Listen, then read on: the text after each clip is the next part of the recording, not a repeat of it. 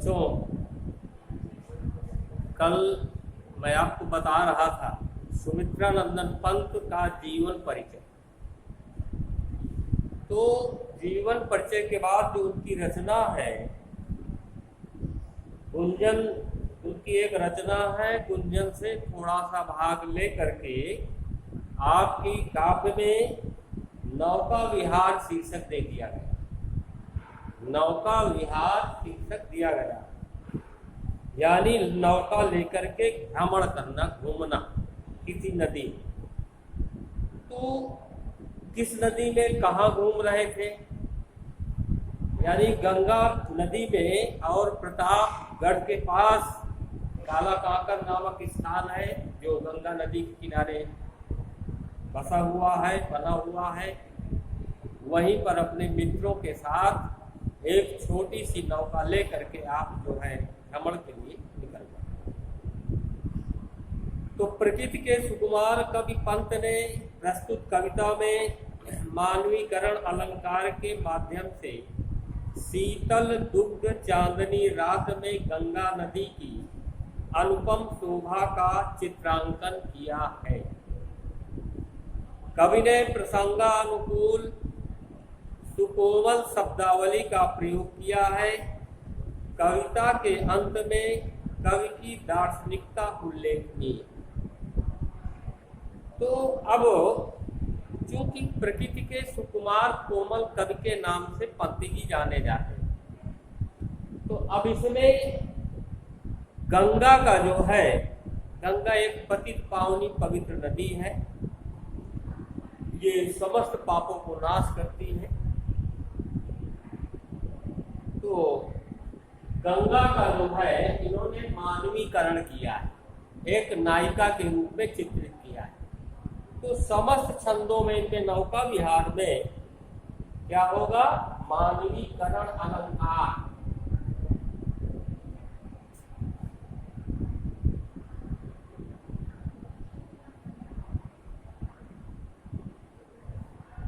मानवीकरण अलंकार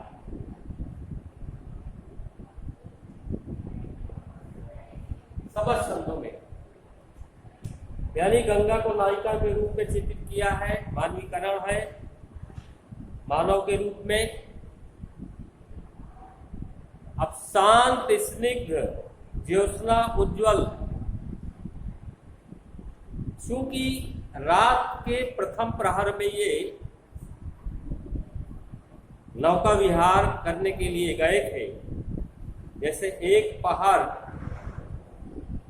दिन में 4 पहाड़ होते हैं और रात में 4 पहाड़ होते हैं। तो रात दिन को मिलाकर 24 घंटे होते हैं।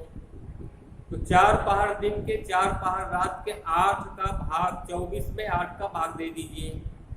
तो 8 त्रिक 24, 3 आया।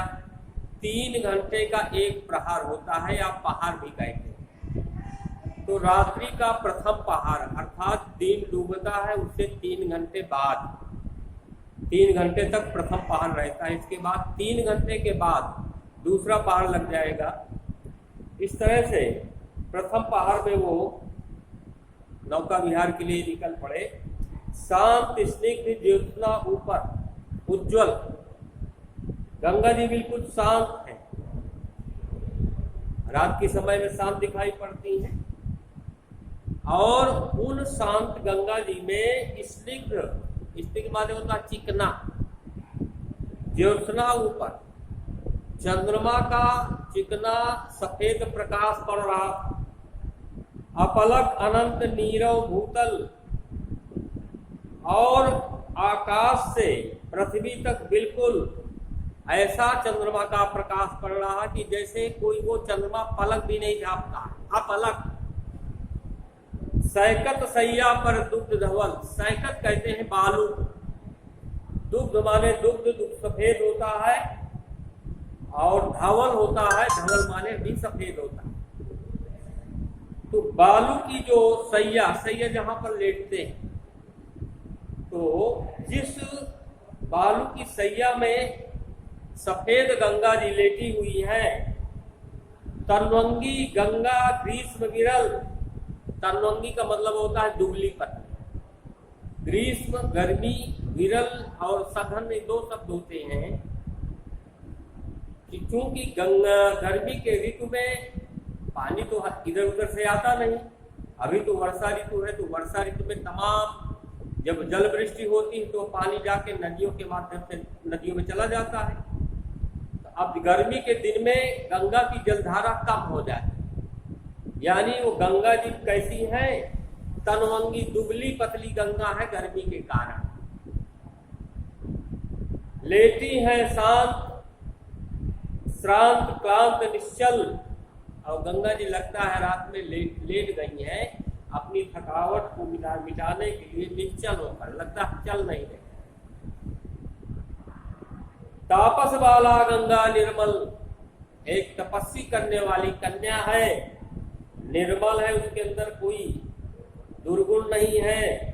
ससमुख से दीपित मृद करतल, चंद्रमा के प्रकाश से उसका मुख और कर हाथ ये बिल्कुल स्पष्ट रूप से दिखाई पड़ा है, मानवीकरण किया गया।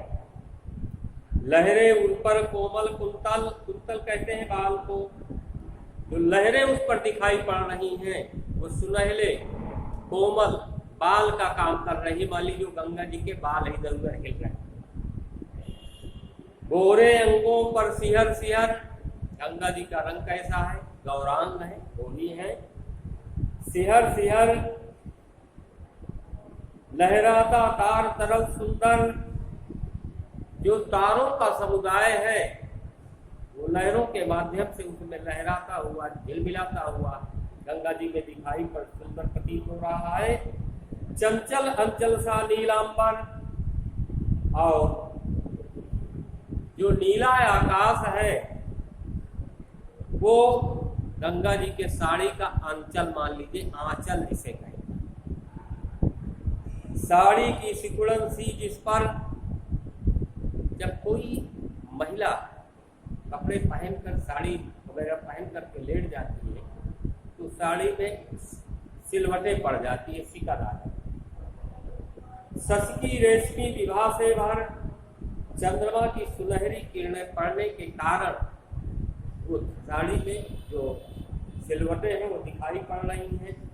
और गंगा जब कोई व्यक्ति लेटता है तो सिमट जाता है, तो कोई सिमटी है वर्तुल मृदुल लहर। गंगा जी की धारा जलधारा कैसी है, गंगा जी जब लेटी है तो कैसी है, सिमट गई है। वर्तुल कहते हैं घुमावदार, वर्तुल को मतलब होता है घुमावदार।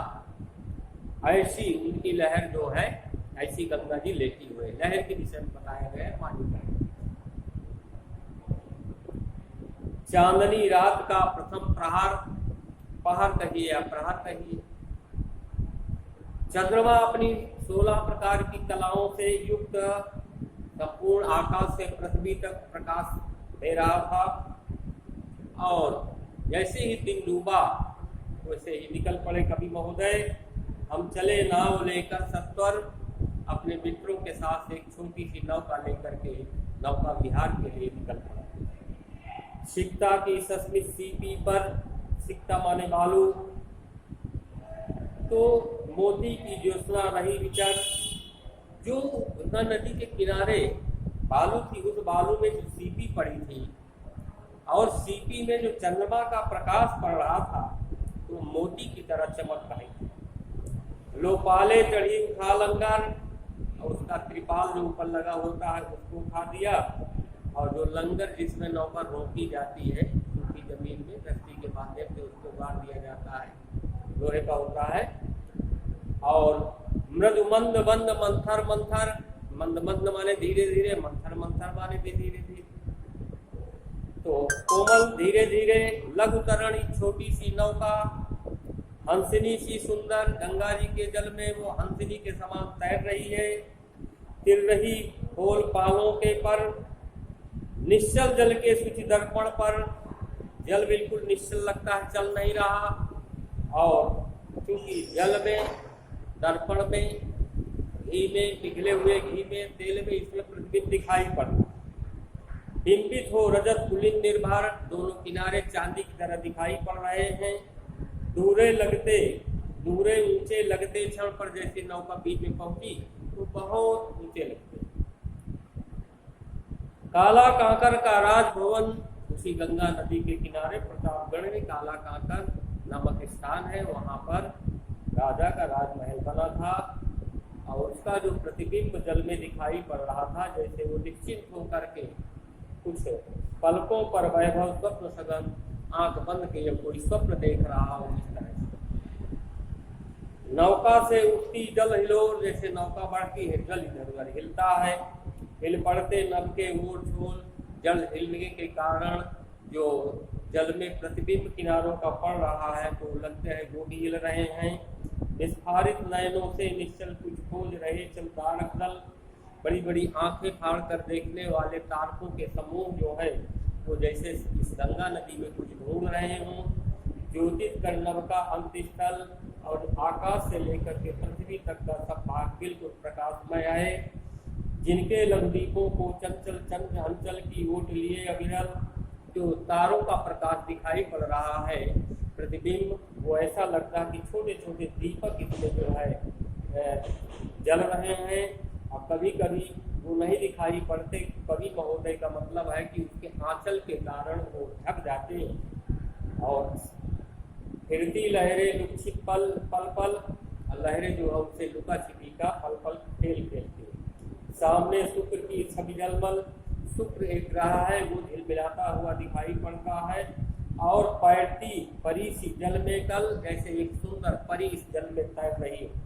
जो पहले कचों में हो जल, उसके सुनहरे बाल हैं, कभी कभी ओझल हो जाता है। लहरें के घूंघट से डुब डुब कर दसवीं का सचली तिर्यक मुख, दसवीं तिथि है और लहरों के माध्यम से चंद्रमा जो है अपनी कभी टेढ़ा दिखाता है, तिर्यक मन टेढ़ा दिखलाता, मुग्धा सा रूप आकर्षित करने वाला मोहित करने वाला रूप जो है चंद्रमा दिखाता है। जब पहुंची चपला बीजधार, जैसे ही हमारी नदी बीजधार में पहुंची तो चांदनी का कगार जो किनारा था वो नहीं दिखाई पड़ा।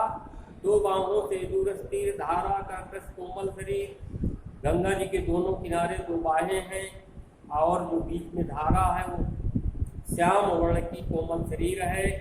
आलिंगन करने को अधीर दोनों किनारे, उनसे मिलने के लिए जो बेचैन है।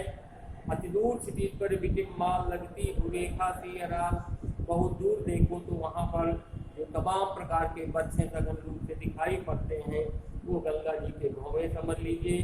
अपलक नवनील नयन विशाल, वो आकाश जो है जो कभी पलक नहीं जाता वो बहुत बड़ी बड़ी आंखों से देख रहा है। माँ के ऊपर सिस्सा समीप सोया धारा में एक दीप, जैसे माँ की गोद के पास एक छोटा सा बालक जो है सो जाता है, उसी प्रकार जलधारा में बीच में एक दीप सोया हुआ है। उर्मिल प्रवाह को कर्कटी जो जलधारा आती है उसको ऊंचा कर देता है और